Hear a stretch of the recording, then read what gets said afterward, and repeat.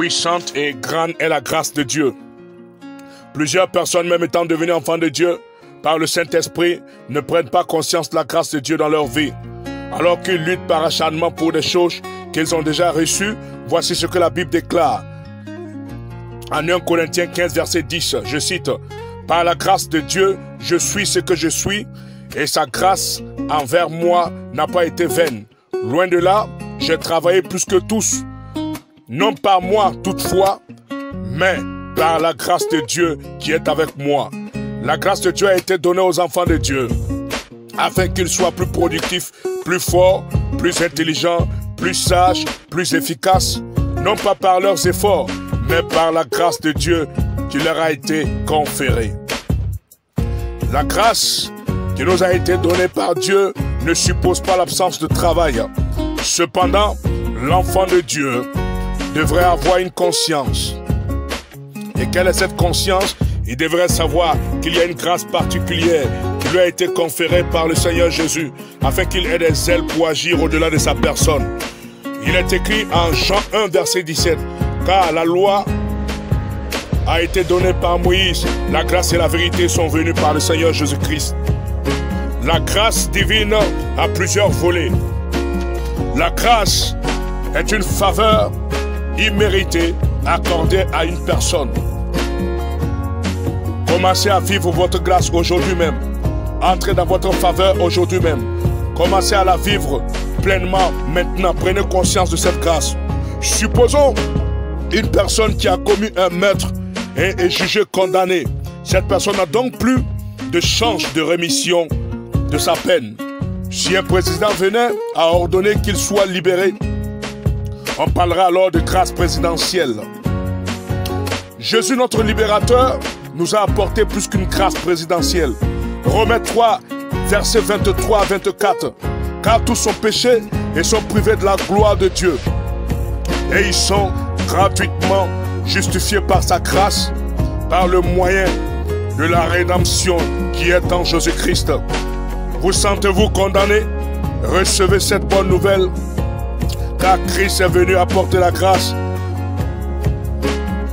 Et voici ce qu'il dit dans sa parole.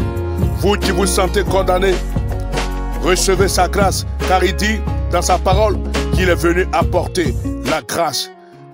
Il suffit de croire pour recevoir la grâce, car c'est par notre foi que nous recevons toute grâce.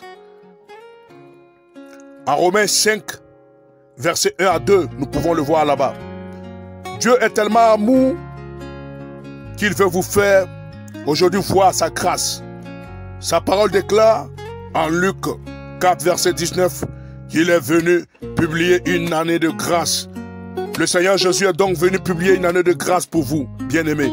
La grâce de Dieu viendra vous donner la force de dominer sur le mal et non vous enfoncer dans ce qui est ignoble. À cet effet, il est écrit en Romains 6, verset 15, « Car le péché n'aura point de pouvoir sur vous, puisque vous êtes non sous la loi, mais sous la grâce. La grâce divine occulte les forces qui vous engloutissaient dans les tréfonds du péché. Elle vous libère de vos angoisses, pas par vos efforts, mais par le mérite du Seigneur lui-même. Or, la loi est intervenue pour que le péché et l'offense abondât. Mais là où le péché a abondé, la grâce a surabondé. Romains 5, verset 20. La grâce de Dieu est venue changer vos faiblesses en force, vos incompétences en exploits, vos échecs en expériences enrichissantes, vos peurs en puissance victoire. C'est par la grâce de Dieu que Marie, étant vierge, comme plusieurs femmes de son âge, fut choisie pour porter l'Emmanuel en son sein.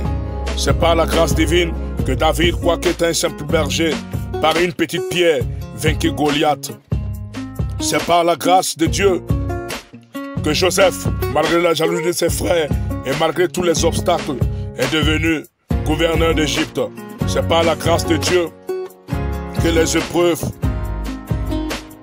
qui avaient été données à Samarie, Dieu permit à des lépreux de partir à la porte de Samarie et par le bruit de leurs pas firent fuir toute l'armée d'Assyrie qui avait assiégé toute la ville.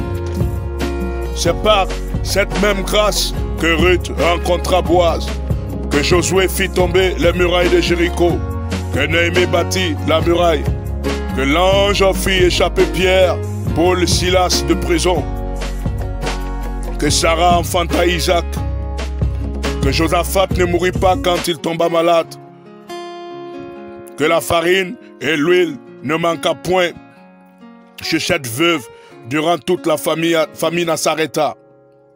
C'est aussi par cette même grâce que l'apôtre Paul disait toutes ces paroles en 2 Timothée 4, versets 7 à 8.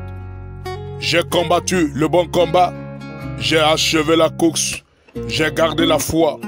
Désormais, la couronne de justice m'est réservée. Vous aussi, vous pouvez bénéficier de cette grâce donnée aujourd'hui même par le Seigneur Jésus. Confessez qu'il est mort pour vos péchés à la croix et que vous êtes justifiés par son saint sacrifice. Plaidez sa grâce dans votre vie, vos activités, vos affaires, vos projets, votre mariage et laissez-la agir par votre foi.